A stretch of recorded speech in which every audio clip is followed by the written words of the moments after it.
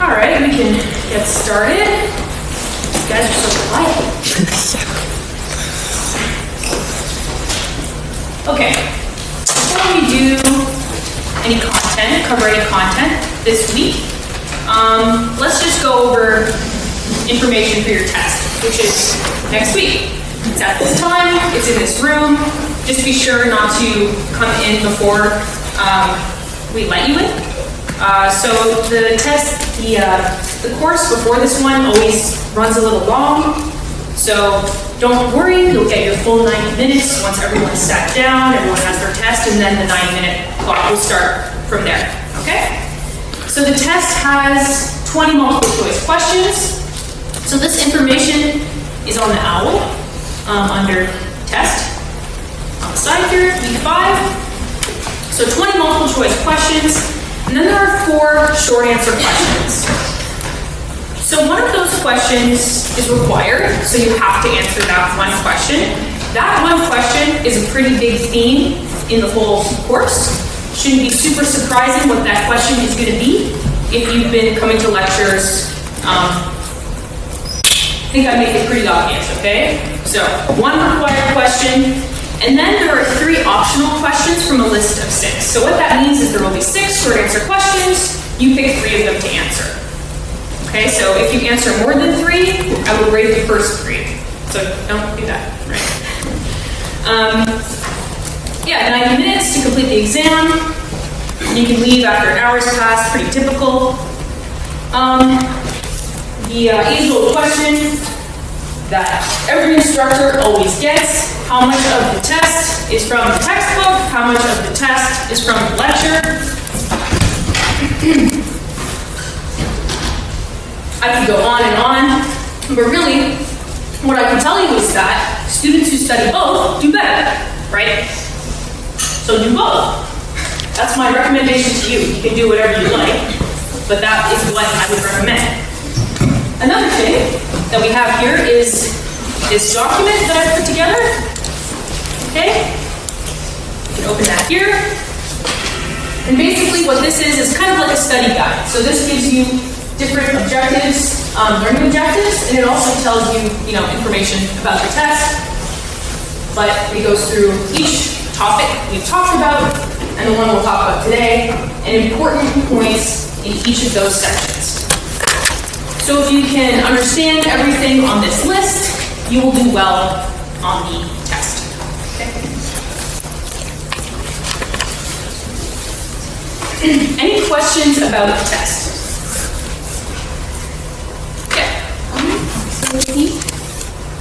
Sorry? Like how many total marks? How many total marks will it be? Right. I think it's around out of 50? Something like that? 50. Yeah.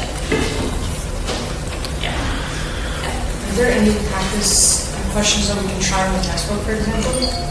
The practice questions in the textbook are, so there's a list of questions at the end of each chapter. Those are pretty good. They're probably even a little more detailed than what you would need to do on the test. So if you want to practice with those, you'll certainly do well on the test. Okay. They're much more application and kind of like critical thinking skills, which you still need to use on the test. But the test is much more knowledge and understanding than application. Any other questions about the test? If you have questions, feel free to email me or your TA, of course. But I would really please ask that you don't ask me about textbook and lectures, because I'll get agitated. And I don't like to be agitated. It's not really my vibe. So here's the answer. If you study both, you do better. All right. That's the one thing I'm certain about, I guess. And then after, we're going to watch a documentary here together. If you'd like to come watch it then, you certainly can. And then it's related to your first assignment, of course. You can also watch it on your own time, but we will watch it here in class. Okay. Any more questions about that day, next week, test, and then documentary if you'd like. I'll be here watching it. All right. Cool.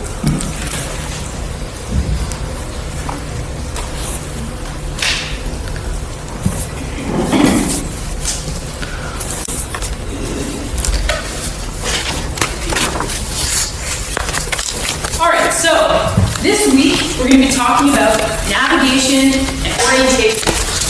This is a topic pretty close to my heart.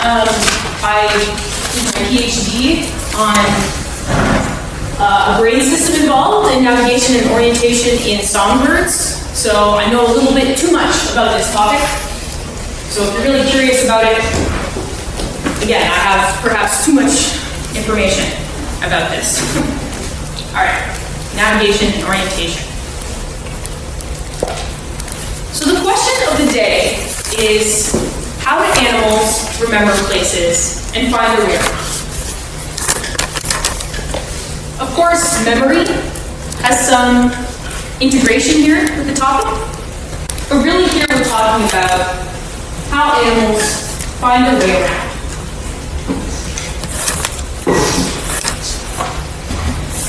I am very bad at navigating. Students who have walked with me to class, they run into me and walk with me to class will find that I don't know where I'm going most of the time. And that's, I suppose, why I studied in my PhD.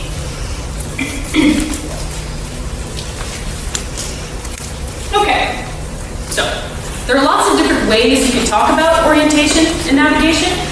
Just like you can break memory down into lots of different little subtopics, you can break navigation and orientation down into lots of different subtopics as well.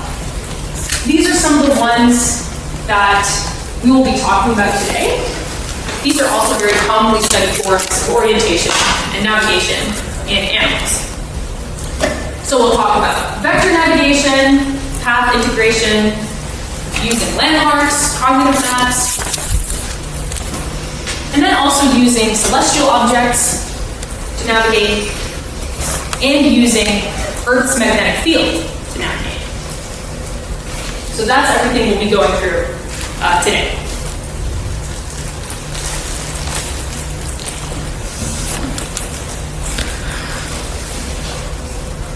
A lot of these cues, a lot of this information, a lot of these studied systems are studied when we're talking about migration. So a lot of the work that we know about navigation and orientation in animals is from research about migration in animals. So it's pretty important to know what migration is,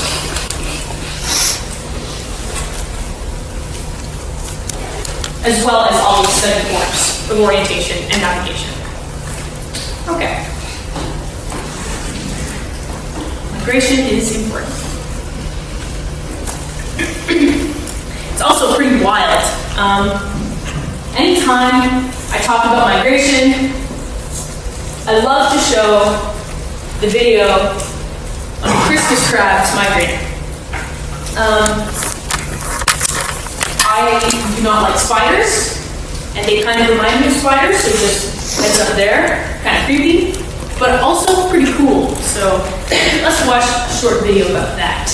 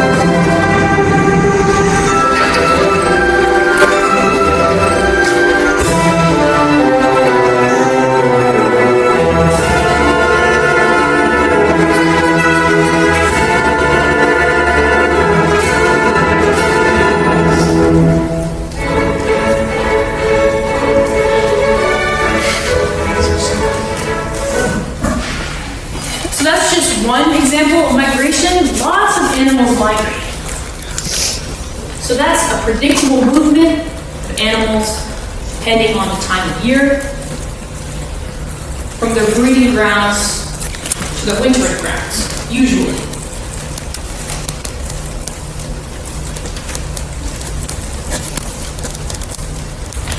Most of the migration research we talk about is with birds. Probably what you're also familiar with, thinking about birds migrating, right?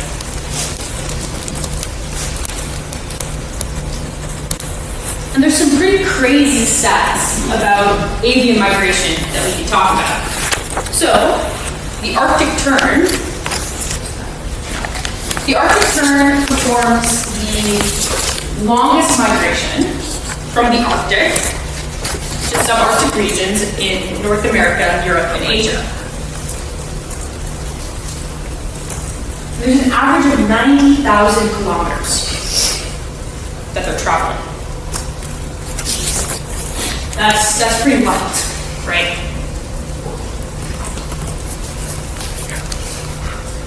Now when they're doing this, they will take some stops, they'll take some rests. Still pretty impressive that they do this.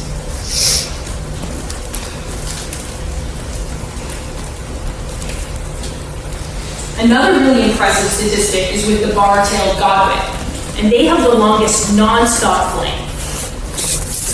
So that means they're migrating without stopping. And the longest one documented, as you can see here, so they're flying, they're not stopping. 11,000 kilometers for 9 days straight. That's pretty wild, right? Pretty impressive behavior. Lots of different things going on. You and I certainly couldn't do this. You couldn't walk for that long. But a question that might come up with this when it comes to migration is, okay, you're doing these crazy physiological movements, right? Very costly, of course. But a question that a lot of researchers ask who study migration, how do they know where they're going, right? And that's why when we're talking about navigation and orientation, we also have to talk a little bit about migration.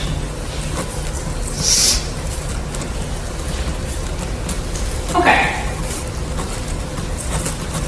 We'll talk about migration or migratory species a little bit later, but let's bring it back. Okay. So orientation and navigation, what do those words mean? What is orientation?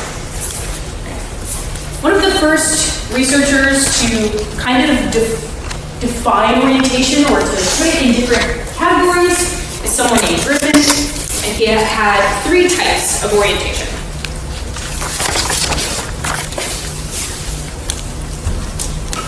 Type 1 was navigating based on familiar landmarks. So for example, using a familiar mountain range to know where to go. Could be a tree, just something familiar. A landmark has to be stable. Social science, the building could be a landmark to you when you're trying to navigate through campus. Right?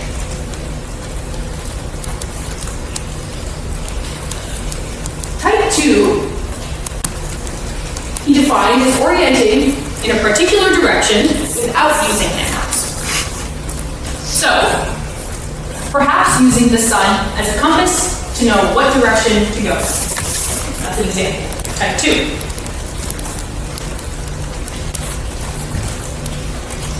Type 3 orientation, he defined as a direct path towards a known goal or location without relying solely on landmarks. And this is sometimes also called true navigation.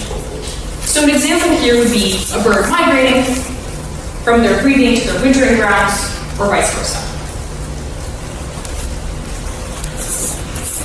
So generally, we don't really talk about orientation and navigation this way anymore, but it was a pretty influential framework to start things off. And today we're going to talk about orienting using compasses and orienting using landmarks, and also the concept of true navigation.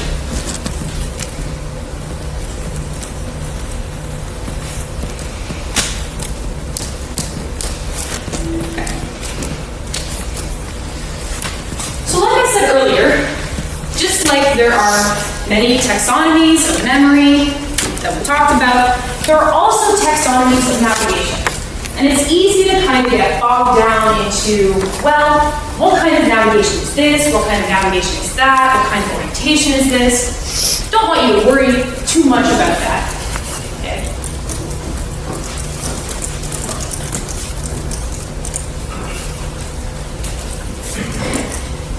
And this is one example of one of those taxonomies that I talked about from my thesis, and I just wanted to, this is in my thesis, my PhD thesis, and this was probably the hardest part of my whole thesis, was trying to organize all these different kinds of navigation and orientation. Is it this, is it that, what are examples of this and that? So I'm showing this not to say, memorize this, know this, necessarily. I'm just saying, of course, if it's difficult for me who's studying that kind of thing, I'm not expecting you to be able to categorize all these different kinds of navigation. But just to make a point that there are many ways to categorize navigation. And the ways we'll talk about it from here on out are probably the ways you should know about it, or the way that they're organized in your textbook. But if you're reading different sources, they might organize things in a different way. Okay? That's all. That's the point here. Okay. Alright. So the first kind of navigation and orientation system we'll talk about is one of my favorites. So this is path integration. Okay. So what you're looking at here is the foraging trip of an ant. Okay. So this is an ant leaving its nest, finding food. And you can see it takes quite, a roundabout path at one point until it gets to food. And then what it does is it doesn't retrace its steps, right? It goes almost straight back to the nest. And you can see that visualized here too, okay? So this would be a sum of different trips. But you can see ant leaves the nest, goes to find food, finds the food, heads straight back.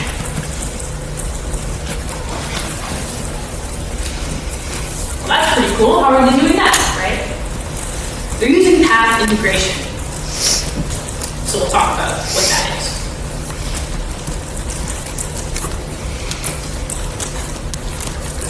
Alright, so this work was historically, originally done with desert ants. You can see that visualized here. Even though they take a winding path to find food, they head directly home.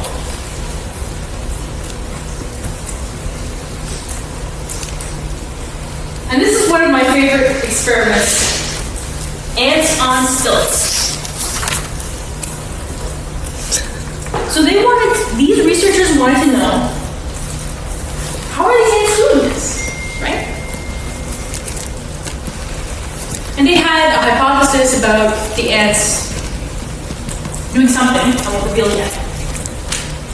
And what they did was they put stilts. They glued stilts, so you can see that there in that picture, basically making their legs longer. Right? Of course, there's also normally long ant legs, and then they also did, cut some of the give it stumps. Okay, but ants on stilts.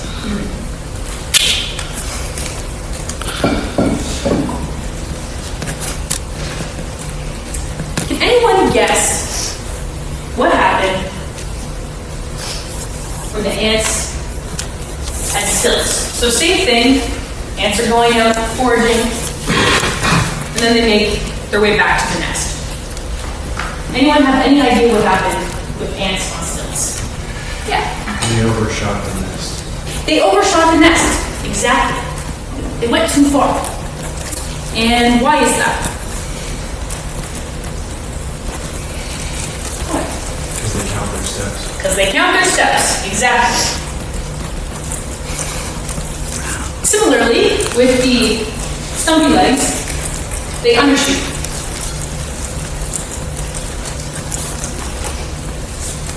So that's pretty cool.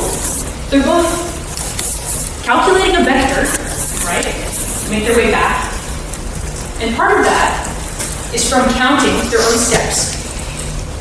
Now, does that mean the ant is going 1, 2, 3, 4? No, of course not. But they are counting. They must be.